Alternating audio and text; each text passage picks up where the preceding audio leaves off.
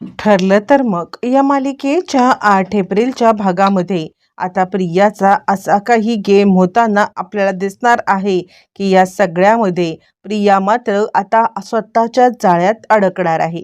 इकडे आता महिपत साक्षीला कॉल करतोय आणि हॅलो साक्षी, मी जरी तुला काम सांगितलेलं असलं ना तरी सुद्धा हे कामासाठी तू स्वतः बाहेर पडण्याची काही गरज नाहीये. माझी माणसं आहेत ना, त्यांची मदत घे, कळतंय का? तू बाहेर पडू नको, उगाचच पोलिसांचा ससेमिरा तुझ्या मागे लागायला नको, असं म्हणत महिपतने साक्षीला आता या सगळ्यामध्ये पाठवलेलं असतं, ते म्हणजे खूप मोठ्या कामगिरीवरती. आणि त्यानंतर मग आता इकडे सांगायला लागतो तो म्हणजे नागराज, काय रे साक्षीला बरोबर कामाला सांगितलंस ना? यावरती महिपत म्हणतो हो, पण या प्रियावरती विश्वास ठेवू शकतो का आपण? यावरती नागराज म्हणतो नाही ना, हिच्यावरती विश्वास ठेवू शकत नाहीये, ही कधी काय पलटी मारू शकते आपल्याला हे कळणार नाहीये. आणि म्हणूनच म्हणूनच आता मी तुला तेच सांगत आहे, असं म्हटल्यावरती मग आता इकडे साक्षी जो प्लॅन आता महिपतने सांगितलेला आहे तो प्लॅन आता वर्कआउट करण्यासाठी इकडे आता विश्वासात घेते, ते म्हणजे इकडे सचिनला ती बोलवते. सचिनला बोलवून आता ती सांगायला लागते, हे बघ सचिन, आपल्याला या सगळ्यामध्ये आता खूप मोठं हे करायचं आहे, मला अण्णांचा फोन आला होता. यावरती सचिन म्हणतो, काय बोलतेस तू?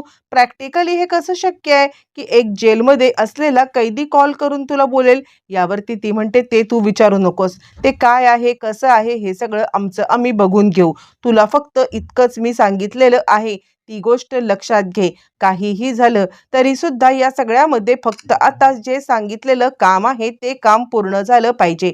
यावरती मग आता लगेचच तो सांगायला लागतो, काहीच काळजी करू नकोस, जे काम आता माझ्यावरती सोपवलंय ना ते काम मी पूर्ण करणार. अगं तुझे अण्णा काय माझे अण्णा काय एकच ना? म्हणजे आता तुझे अण्णा ते माझे कुणी लागत नाहीत का? माझे सुद्धा ते आता अण्णाच आहेत, तू बिलकुल चिंता करू नकोस, काहीही झालं तरी सुद्धा मी हे काम करणार. आणि इकडे विचार करत आहे तो म्हणजे सचिन, काहीही झालं तरी मी साक्षीच्या गुडबुकमध्ये आलेलो आहे, आता मला या अण्णांच्या गुडबुकमध्ये यायला पाहिजे, नाहीतर नाहीतर माझं कठीण आहे. एकदा का अण्णांच्या गुडबुकमध्ये आलो ना की हा अण्णा आता खूपच मोठी असामी आहे, मुळातच हा अण्णा माझी 100% मदत करेल याची मला गॅरंटी आहे, असं आता तो विचार करत बसलेला आहे. बरं, हे सगळं चालू असताना मग आता इकडे प्रिया येते आणि आता वकिलांना घेऊन येते. देशमुख वकील तिकडे आलेले आहेत आणि त्यानंतर ते आता कागदपत्र घेऊन येत आहेत. आणि त्यानंतर मग आता प्रिया सांगते, तुमचा प्लॅन ठरला? यावरती मग आता लगेचच इकडे नागराज सांगायला लागतोय, बरोबर आहे सगळं महिपत, आपला प्लॅन ठरलाय ना? महिपत म्हणतो हो, तू चिंता करू नकोस, माझी माणसं त्या दोघांची बरोबर रीतीने अशी काही काळजी घेतील ना, फक्त आता त्यांचा पत्ता कळला पाहिजे. यावरती देशमुख म्हणतात, ते वकील काय चाललंय काय तुमचं? यावरती आता महिपत सांगायला लागतो, काही नाही, माझे 2 पक्षी आहेत ना, त्या पक्ष्यांची काळजी घ्यायला मी माझ्या माणसांना सांगितलंय, तेच बोलतोय. तोपर्यंत इकडे आता प्रिया ते कागदपत्र घेते, त्याच्यावरती महिपत नागराजच्या सह्या घेते, वकीलपत्र दिल्याचं नाटक करते, पण खरं प्रियाचं कारस्थान आता मात्र सचिन आणि साक्षी हे शोधून काढणार असतात. बरं, हे सगळं होत असताना मग आता इकडे लगेचच महिपत सांगायला लागतो, हे बघ, एक काम करायचं आहे तुला या सगळ्यामध्ये, आता ते दोघं जण सध्या कुठे आहेत त्यांचं लोकेशन आपल्याला समजलं पाहिजे. असं म्हटल्यावरती मग आता लगेचच ती घरी कॉल करते. घरी कॉल केल्यावरती ती आता विचारायला लागते, हॅलो विमल, म्हणजे आई घरात असतील ना? त्यांना माझा एक निरोप दे की मला जरा यायला लेट होणार आहे. आणि तसं ही सायली घरी असेलच ना? म्हणजे मी लेट घरी आले तरी काही फरक नाही ना पडणार? यावरती विमल म्हणते, सायलीताईंना घेऊन अर्जुनदादा सिटी हॉस्पिटलमध्ये गेलेले आहेत त्यांच्या पायाच्या जखमेसाठी. असं म्हटल्यावरती प्रियाच्या हातामध्ये चांगलंच कोलीत भेटलंय. प्रिया सांगते, अर्जुन आणि सायली हे दोघं जण सिटी हॉस्पिटलमध्ये गेलेत, मी तुम्हाला लोकेशन तर दिलेलं आहे, त्या लोकेशनवरती त्यांना संपवायची जबाबदारी तुमची. असं म्हटल्यावरती मग महिपत आपल्या पंटरला फोन करतोय की सिटी हॉस्पिटलमध्ये त्यांचं लोकेशन आहे, ताबडतोब जायचं आणि त्यांच्या लोकेशनवरती त्यांना आता ताबडतोबरित्या संपवायचं. हे दोघं जण पायाला मलमपट्टी करून आता हॉस्पिटलमधून ज्या वेळेला बाहेर पडत आहेत त्याच वेळेला आता मात्र इकडे ही महिपतची माणसं आता बाहेर उभी आहेत. महिपतची माणसं आता बाहेर उभी राहून त्यांची वाट पाहत आहेत. मग आता महिपतचा एक माणूस त्या ड्रायव्हरला लगेचच कॉल करतोय आणि ड्रायव्हरला सांगत आहे, पाखरू आलेला आहे, ते आता गाडीत बसतील. गाडीत बसले की डायरेक्ट मागून धडक टाकायची आणि आता अपघात वाटला पाहिजे अशा पद्धतीने सगळं आता घडलं पाहिजे. असं म्हटल्यावरती मग आता लगेचच अर्जुन सायली सिटी हॉस्पिटलमध्ये त्यांची पार्क असलेल्या गाडीमध्ये बसतात आणि तिकडून बसून आता निघणार. पण तोपर्यंत मागून आता एक ट्रक येतो आणि तो ट्रक धडक देतो. मुळातच अर्जुन सायली त्या ट्रकमध्ये नसतात. त्यांना काहीतरी अंदाज आलेला आहे किंवा महिपत नागराज यांनी डबल गेम केलेला आहे. प्रिया आता कंटिन्युअसली त्या माणसाच्या कॉन्टॅक्टमध्ये आहे. काय रे, काम झालं ना?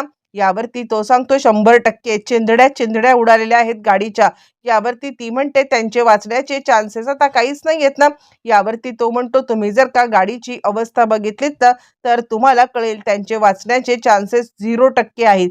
तुम्ही बिलकुल चिंता करू नका. आणि तो प्रियाला व्हिडिओ पाठवतो. प्रिया इतकी खुश झालेली आहे. चला, फायनली या महिपतची सुपारी फुटली एकदाची.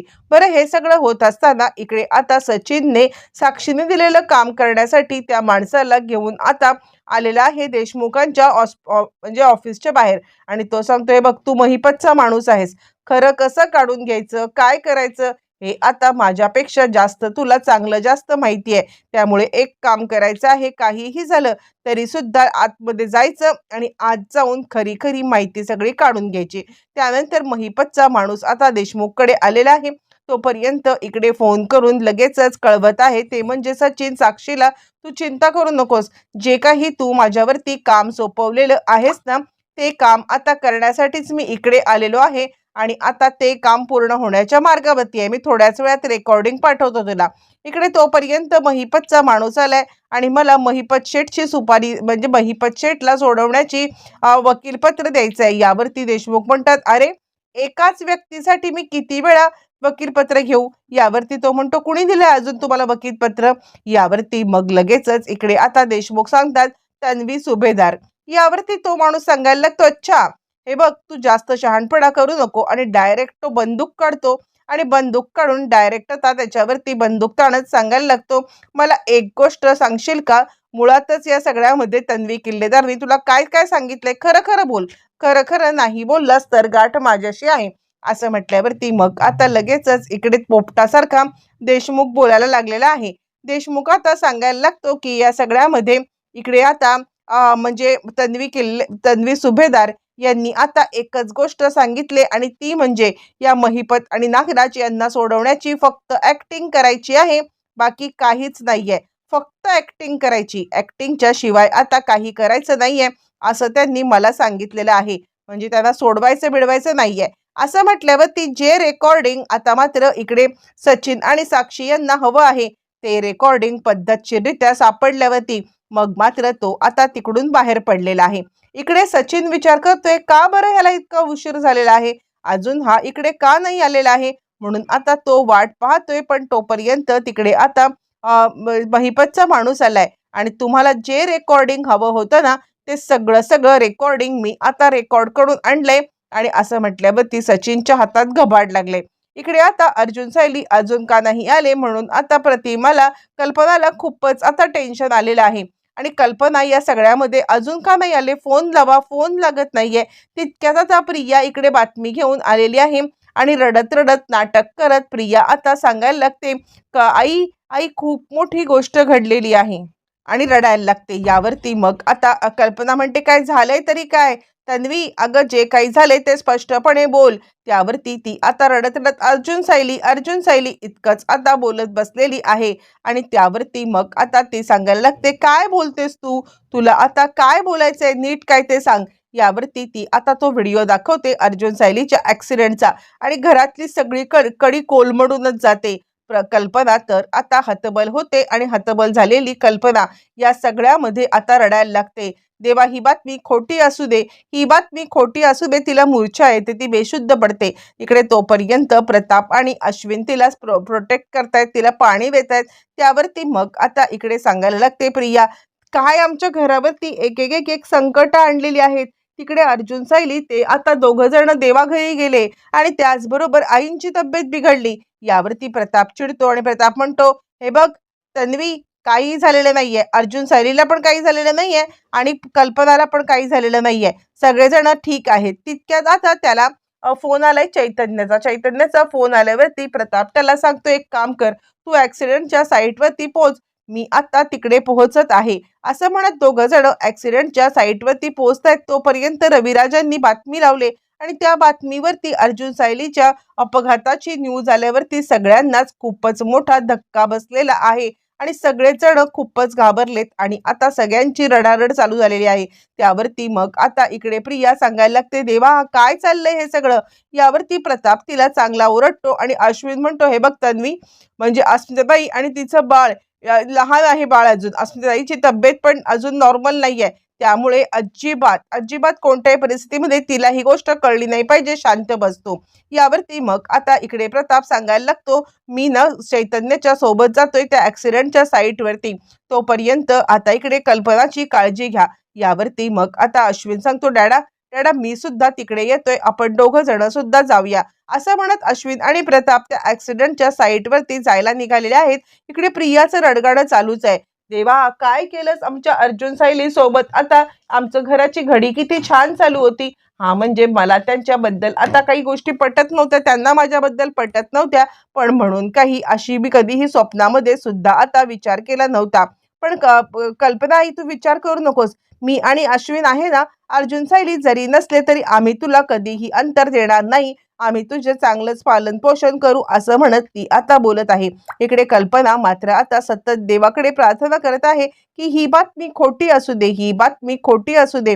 असं म्हणत असताना प्रिया मात्र आता या सगळ्याचा आनंद घेत आहे आणि त्यानंतर कल्पना चिडते, तन्वी आम्ही सगळे म्हणत आहोत की ही बातमी खोटी असू दे आणि तुझं काय चाललंय. आणि त्यावरती विमल सुद्धा चिडते आणि तन्वीताई ही बातमी खोटीच असणार आहे, अर्जुन दादा आणि सायली वहिनी सेफच असणार आहेत. यावरती आता इकडे प्रिया म्हणते, बरोबर आहे, मनाला दिलासा देण्यासाठी या गोष्टी जरी बऱ्या वाटत असल्या ना, तरी सत्य परिस्थिती आपण बदलू शकत नाही आहोत. असं इकडे प्रिया मात्र आता काही सुधारायला तयारच नाहीये. तिचं बोलणं ऐकून कल्पना आणि आता इकडे विमल या दोघी जणी खूपच आता चिडलेल्या आहेत. बरं, आता सगळे हे झाल्यावरती लगेचच आता मात्र सगळेजण निघालेले आहेत, ते म्हणजे आता त्या ॲक्सिडेंटच्या साईटवरती. आणि त्यावरती आता मात्र इकडे प्रिया मात्र खूपच खुश झालेली आहे. ती आता सांगायला लागते, मी ना आईसाठी काहीतरी सरबत वगैरे बनवते, जेणेकरून तिला आता बरं वाटेल. असं म्हटल्यावरती प्रिया मुद्दामच किचनमध्ये गेलेली आहे आणि ती आता लगेचच इकडे बनवायला लागलेली आहे, ते म्हणजे लिंबू सरबत. पण लिंबू सरबत बनवताना तिचा आनंद मात्र आता एकदम 7व्या आसमानवरती आहे. ती खूपच खुश झालेली आहे आणि ती लगेचच नागराजला कॉल करून बोलत आहे. इकडे आता प्रताप आणि ज्या वेळेला अश्विन हे दोघं जण ॲक्सिडेंटच्या साईटवरती जायला निघाले, त्यावेळेला तिकडून आता रविराज आणि त्याचबरोबर प्रतिमा सुद्धा आलेली आहे. काय झालं काय झालं असं म्हटल्यावरती ही बातमी खोटी आहे ना. त्यावरती प्रताप म्हणतो, आपण आता ॲक्सिडेंटच्या साईटवरती जाऊया, तिकडे गेल्यावरतीच कदाचित आपल्याला या सगळ्यामध्ये समजेल की नक्की काय झालंय ते. तिकडे गेलो ना की आपल्याला लक्षात येईल काय झालंय, चल लवकर. तितक्यात चैतन्याला अश्विन म्हणतोय, तू तर आता त्या साईटवर चालला होतास ना. चैतन्य म्हणतो, हे काय, मी तिकडेच जायला निघालो, पण रस्त्यात मी तुम्हाला पाहिलं सगळ्यांना, म्हणून मी जरा थांबलो. यावरती मग आता सगळेजण एकमेकांचा भेटतात आणि तिथूनच डायरेक्ट आता ॲक्सिडेंटच्या साईटवरती जायला निघतात. ज्या वेळेला हे सगळेजण तिकडे जायला निघालेत, प्रिया आता इकडे सरबत बनवता बनवता नागराजला कॉल करते आणि ती आता नागराजला म्हणत आहे, हॅलो नागराज काका, अहो यावेळेला महिपतची सुपारी फुटली म्हणायची तर. आतापर्यंत महिपत नुसता बडबड बडबड करत होता, पण आज पहिल्यांदा सुपारी फुटल्यामुळे मला तर इतका आनंद झालाय म्हणून सांगू. असं म्हणत प्रिया आता खूपच खुश झालेली आहे आणि त्यानंतर ती आता आनंदात आहे. करा करा, तुम्हाला काय करायचं ते करा, पण या वेळेला अर्जुन आणि सायली यांना कोणत्याही बाबतीमध्ये आता इकडे काहीही झालं तरी आता देव सुद्धा वाचवायला येऊ शकत नाहीये. असं म्हणत ती आता खूपच मोठी खुश झालेली आहे आणि त्यानंतर ती आता फोन ठेवते. फोन ठेवल्यावरती इकडे आता सगळेजण घरी आलेत आणि त्याच वेळेला कल्पना आणि प्रतिमा या दोघी जणी विचारतात, काय झाले, अर्जुन सायली कुठे आहेत. पण त्याच वेळेला अर्जुन सायलीची धमाकेदार एंट्री होत असताना प्रिया ज्या वेळेला पाहते, प्रियाच्या हातामधला पाण्याचा ग्लास मात्र खाली सटकून पडलेला आहे आणि प्रिया चांगलीच गडबडले. काय करायला गेली होती आणि काय झालं. प्रिया आता अडकले आणि आता पुढील भागामध्ये प्रिया आलेली आहे, ती म्हणजे इकडे महिपत आणि नागराज यांना विचारायला. पण ते दोघं जण उलटा तिचाच गेम करणार आहेत. प्रिया आता ज्या वेळेला त्यांना विचारायला येते की काय झालं, तुमची सुपारी तर फुटलीच नाही, पण त्यावरती आता इकडे हे दोघं जण तिच्याचकडे रागात पाहतात आणि तिने केलेला उलटा गेम तिच्यावरतीच मात्र आता उलटवणार असतात. बरं, हे सगळं होत असताना इकडे आता चैतन्यला हे दोघं जण सांगतात की हा आमचा अपघात नव्हता, तर हा घातपात होता जो प्रियाने घडवून आणला होता. आता मात्र प्रियाला या सगळ्या कारस्थानामध्ये कसं अडकवणार अर्जुन सायली येणाऱ्या भागात सगळं सगळं समजणार आहे.